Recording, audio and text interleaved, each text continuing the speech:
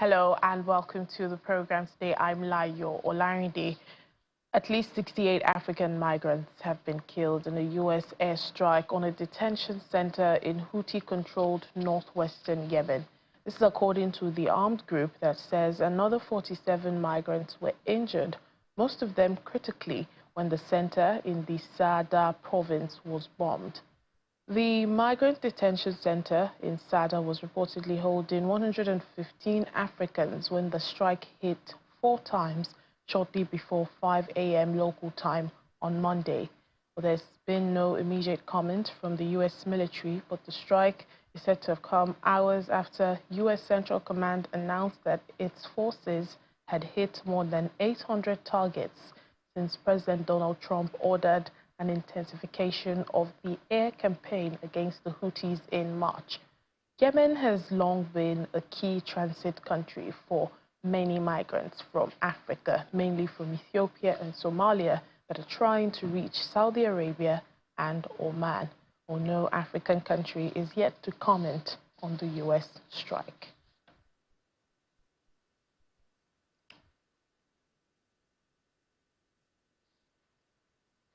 "231 Nigerians said to be involved in cyber crimes in Ghana have been repatriated back to the country through the efforts of the Nigerians in Diaspora Commission, the Office of the First Lady of Nigeria, NAPTIP, and their Ghanaian counterpart. The Nigerians were received at the NAPTIP office in Ikeja, Lagos, where they were debriefed by NIDCOM chairman Abike Dabiri Erewa. The information processed by NAPTIP, while stipend and SIM cards were provided by a Nigerian bank and telecommunications company. Our correspondent Amarachi Ubani reports. They've traveled a long way from Ghana on 6 buses, one of them provided by the wife of the president, Mrs. Oluremi Tinubu. And their journey from Ghana ends here, at the Ikeja office of the National Agency for the Prohibition of Trafficking in Persons. There are 231 Nigerians, but 27 of them, considered suspected traffickers, are separated from the rest. Some of the places they are telling you to go. The NIDCOM chairman speaks to the others, reminding them that they are survivors who have nothing to be ashamed of. I know you've gone through a very tough time. You were all trafficked to Ghana, right? In search of what you didn't expect you were going to do, right? So don't be ashamed of yourselves. Look up. You'll be better persons by the grace of God. We're going to give you, of course, water and a lot more from NAPTIP. And also, you're going to get stipends, a little money in your pockets, very small, to take you all back home. Courtesy of Weber Bank. Staff officer of Ghana's Economic and Organized Crime Office, EOCO, the equivalent of the EFCC Nigeria, Dominic Mensah, who traveled with the repatriates, explains how Nigerian victims ended up in this condition. On the 28th March, we received a complaint from an informant alleging that a group of people suspected to be Nigerians have brought in victims to their apartments, and that they are using them to engage in prohibited cyber activities. By 3:30 a.m., we were at the estate with a group of men, from the National Security and then the Ghana Police Service. So we were able to conduct a search into all the 26 houses that we identified. And after that, we arrested. By that time, we didn't know who was a victim and who was a suspect. So we arrested close to 233 individuals. The NAPTIP zonal commander also explains what will happen to the repatriates after now. For NAPTIP, after profiling them, we ensure that we take them through our investigation and repatriation processes. But we send them their name to our headquarters, and that's why we told them they should drop their real names and correct phone numbers, so that in collaboration with their various state governments, the NAPTIP as an agency will be able to do the work, and that is the investigation partner. A couple of victims recount their experience in Ghana. I went for a visit. I went to see my guy, my boyfriend. So the day they came to pack us, they came to the estate.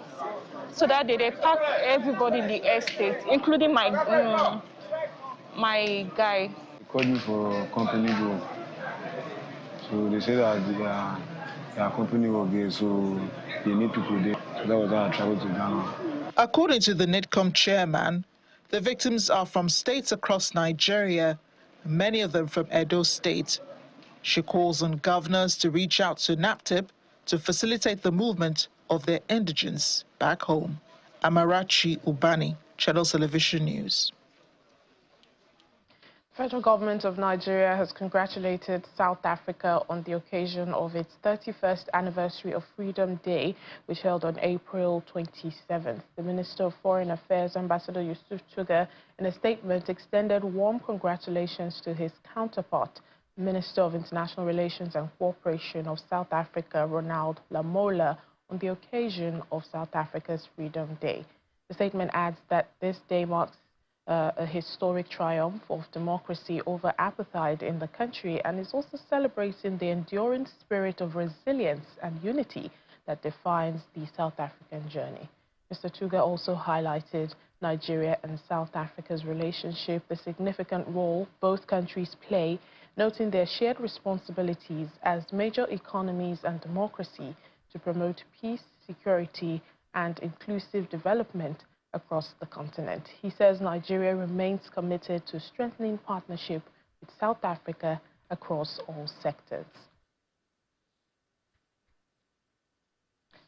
In southern Africa, Namibia's government has been rocked by a major scandal, the first for the first female president, Netumbo Nandi-Ndaitwah, since she took office last month. She has sacked the agriculture minister, Mark Albert Hengari, after he was accused of raping a 16-year-old girl 5 years ago. Police say Mr. Hengari was arrested over the weekend after allegedly attempting to bribe the victim, who is now 21 years old, and for her to withdraw the case against him. He is under investigation for multiple charges related to the case, including kidnapping, rape, and assault. Although the 59-year-old has denied any wrongdoing, he appeared in court on Monday, but he was denied bail after appearing at the magistrate court in the capital Windhoek. He is facing a charge of obstructing the course of justice. He and his co-accused will remain in custody until July 3rd, when the next hearing is scheduled. Joining us now for more on this is political analyst Rue Tende, who is in the capital, Windhoek. Thank you so much for speaking to us on Network Africa. Good afternoon. Good afternoon to you. Well, this is quite the scandal against the minister, and this is the first for President Ndaitwah to deal with.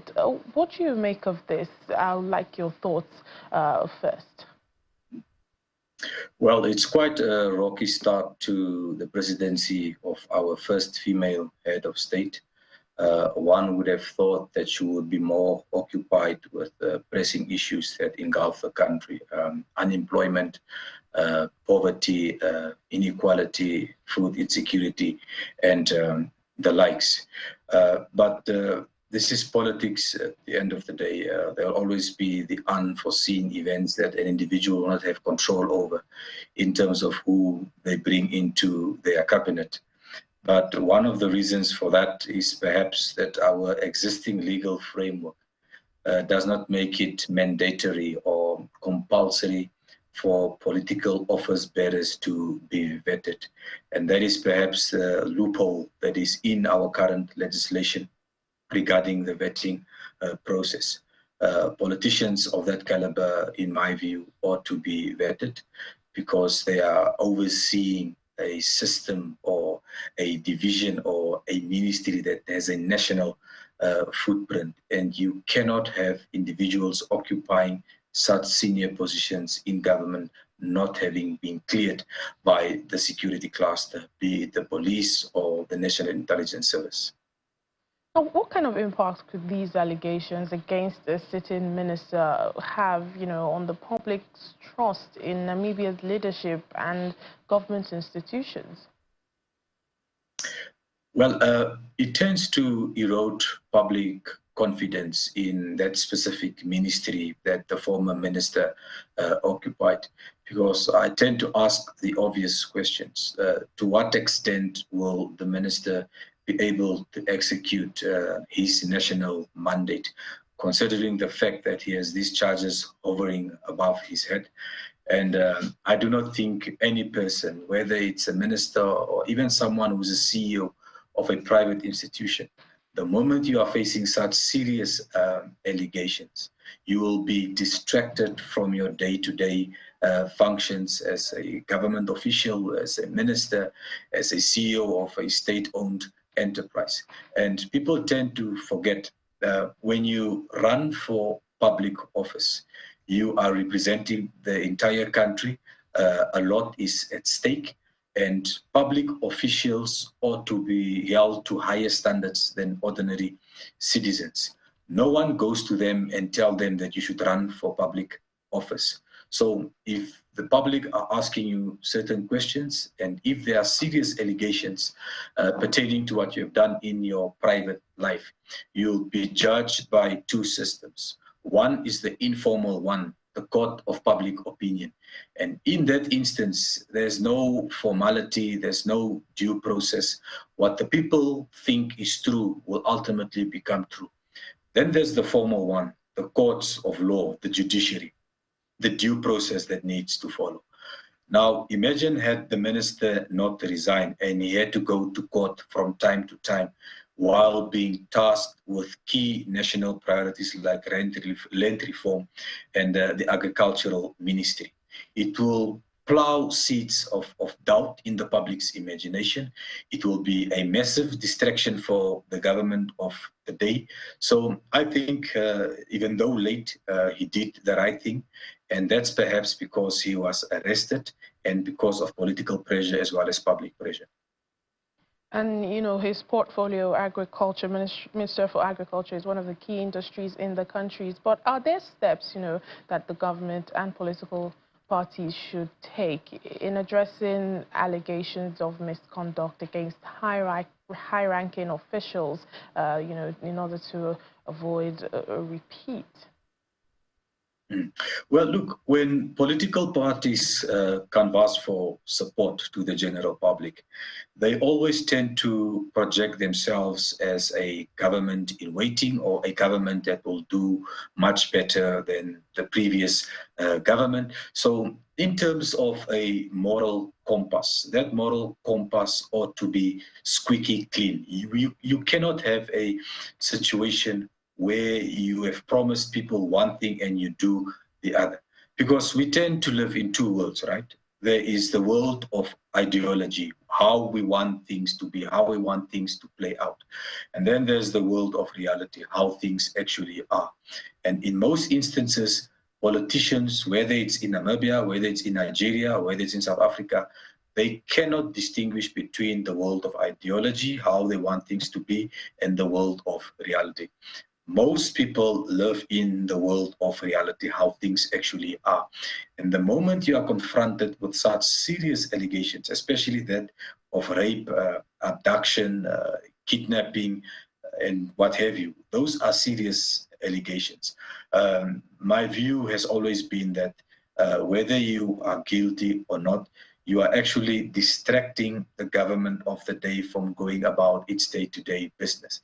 And as a matter of fact, you can actually be susceptible to bribes or to blackmailing from people that might have information pertaining to this case. They will use it for their own nefarious ends.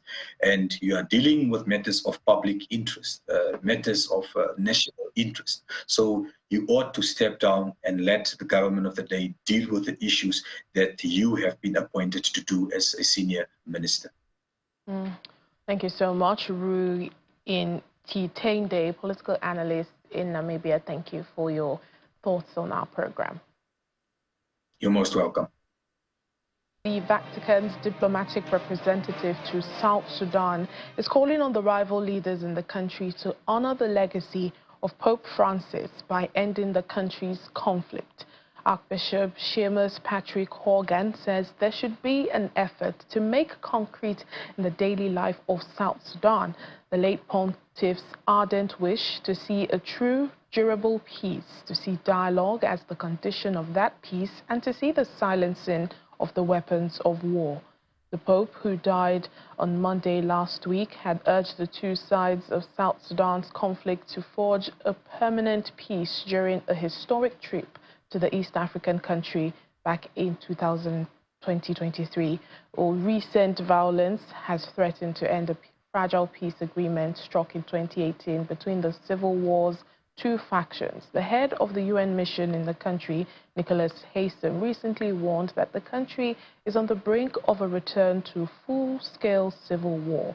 The Archbishop was speaking to congregants attending Mass at the St. Theresa's Cathedral in the capital, Juba, adding that it is disheartening to see continuing reports of violence in South Sudan. Meanwhile, over the weekend, hundreds of worshippers gathered at the Lugaba Cathedral in Kampala, Uganda, to attend a memorial mass for late Pope Francis. It was led by Bishop Luigi Bianco. Bishop Bianco led the service inside the cathedral a day before late Pope Francis was laid to rest in Rome. Later, crowds gathered outside the cathedral, sharing their thoughts about the significance of African leadership as the Vatican and cardinals get set to select the Catholic Church's next leader. I do think they should consider it most definitely, because first of all, Africa has got a lot of potential, a lot of unexploited potential. When it comes to leadership, I think we have proven ourselves, much as there are still some issues to be handled, but there are certain people who have proved themselves in leadership. For example, the late Magufuli as a president, Barack Obama as a president of America. So I think we should consider Africans as well in the Vatican. It's not just a wave, but I think first of all, it's long overdue. And if you look at what is happening even in West Africa, when you look at presidents as young as Traore and the changes they're trying to do in their countries, when you look at Mali, when you look at Niger, and so many other places in Africa, I think it is our time. To be very honest, Africa had all the ability, but I think they were told. And when you're told, you think you cannot. But now, Africa is in every sector of the world, everywhere working, using their skills and values, and so we have the ability to have an African Pope. It's not about nationality, it's not about the region. Many people think that it's about that. Of course, traditionally and historically, most of the popes have been Europeans and Italians, and we've had a German pope, we've now had an Argentinian pope and a Polish pope. And many are saying, oh, we need an African pope. But when they're choosing the pope, they don't choose someone because they're an African, but because they have the qualities of Christian leadership. The Economic Community of West African States, ECOWAS, insists its support for the countries that have now formed the Alliance of Sahel States has not waned. This was emphasized by the Senior Special Assistant to the Presidency on Foreign Affairs and Strategy, Ademola Oshodi, during an interview with our correspondent Amarachi Ubani on Diplomatic Channel. Mr. Oshodi, commenting on ECOWAS's 50th anniversary, said the bloc has brought tremendous economic integration, trade and human development for Burkina Faso, Niger and Mali. Yes, there is some challenges regarding ECOWAS, and especially the leadership, the institution of some heads of states in ECOWAS. But you can't throw the baby with the bath. And I'll tell you why. ECOWAS has been there for these countries. ECOWAS has been there for the Sahel countries. We've been there, we've provided trade. They are landlocked countries that depend on the coastal West African countries for trade. They depend on the ports of Benin Republic or ports of Lagos to trade. They depend on educational exchanges. They depend on a lot of our security advisement and our security parameters, especially the fact that the fight against Boko Haram. Nigeria has worked closely with Niger Republic and other African countries in advising them how to fight insurrection. So ECOWAS has been there for West Africa. ECOWAS fought, and many people, many Nigerians and Ghanaian soldiers, especially Nigerians, fought and died for stability in Liberia, fought and died for stability in Sierra Leone, ensured democracy was sustained in Gambia, as advised and given extreme advice to countries of Niger in their own times of need. So we can't just look at what is happening right now and then say ECOWAS is not been there for them. A lot of them depended on European and Western powers for their security. ECOWAS was not invited. It was mainly France, America, even the German troops that were in the Sahel fighting the insurgents. It wasn't an ECOWAS thing, even though ECOWAS shared information. So I'm quite sure, as much as they're going through their different stages of grief and anger, they cannot, in their hearts, look at ECOWAS and say ECOWAS did not play a role in providing economic integration and security advice. It is not just ECOWAS of the past few years that has challenges. It's ECOWAS of 50 years that has brought tremendous integration, trade, and in many ways, human development for those particular countries that have left ECOWAS at this moment.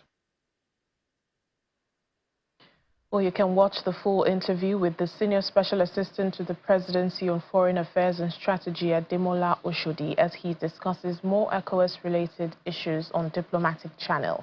It airs at 8:30 p.m. tonight on Sky 515 in the UK and at 11:30 p.m. on DSTV.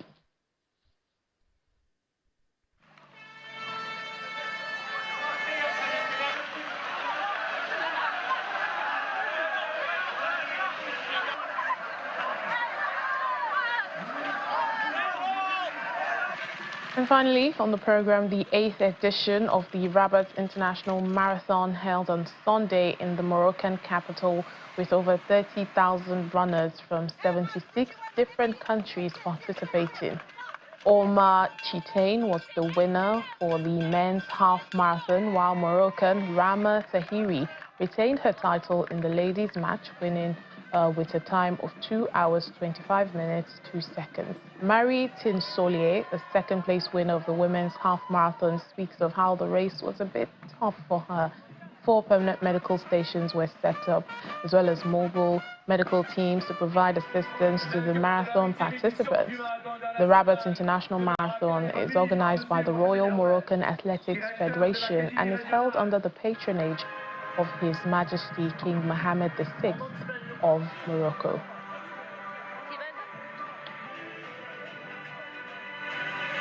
I'm very happy about the race because I ran in my PR, 1:10:12 I think. It's a little bit hilly but also flat. It's a nice course, there aren't a lot of curves, so it's nice to run fast. And there's a lot of people too to run with, so it's nice to run your PR. And that's it on the program for today. Thank you for watching. I'm Layo Olarinde.